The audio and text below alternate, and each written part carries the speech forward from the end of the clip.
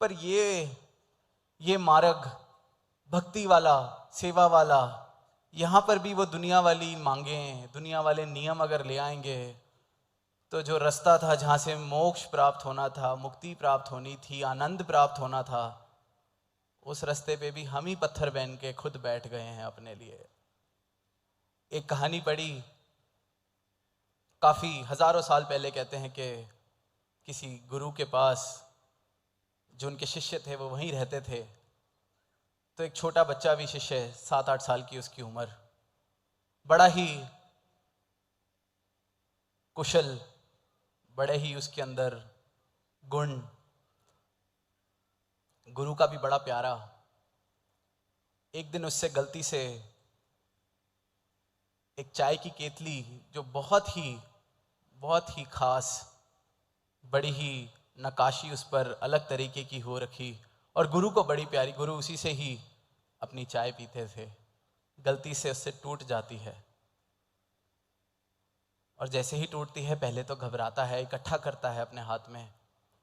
अब सामने से जब गुरु आते हैं तो पीछे छुपा लेता है और गुरु उसको देखते हैं, वो गुरु को देखता है तो बस इतना ही पूछता है कि एक सवाल था आपसे। कहते पूछो। कहते ये मौत क्यों आती है, क्यों सबको जाना पड़ता है, क्यों सब लोग मृत्यु को प्राप्त होते हैं। तो गुरु सहज में ही कहते हैं कि बच्चे ये तो नेचुरल है, स्वाभाविक है, जो आया है उसने जाना है, सबका एक सीमित समय के लिए हम सब यहाँ आए हैं। डेथ इज नेचुरल, स्वाभाविक है, जीवन मिला है तो मृत्यु होगी, सबका निर्धारित समय है। तो बच्चा आगे से अपने जो पीछे हाथ होते हैं आगे लाके कहता है कि आपके इस केतली का समय आ गया था।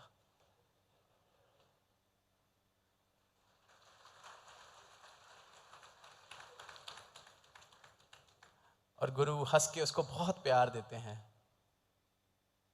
अब फिर वहीं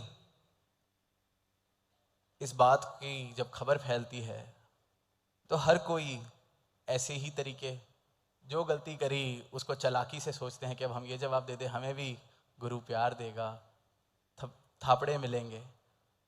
पर वहाँ भाव नहीं होता, वहाँ चालाकी बन जाती है। फिर गुरु एक दिन सबको समझाते हैं कि उसको प्यार इसलिए दिया था, उसने भोलेपन में, बहुत ही सहज में, बहुत ही भोलेपन में किया था जो किया था, और मैं सिर्फ और सिर्फ भाव देखता हूँ।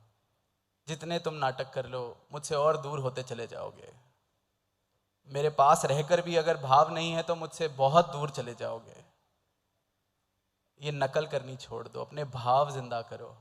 और वही बात दास अंत में कहेगा कि भाव भक्ति के प्राण है, और भाव नहीं है तो एक लाश को तो जितना मर्जी सजा लिया जाए उसकी कोई कीमत नहीं है, कोई भी कीमत नहीं है।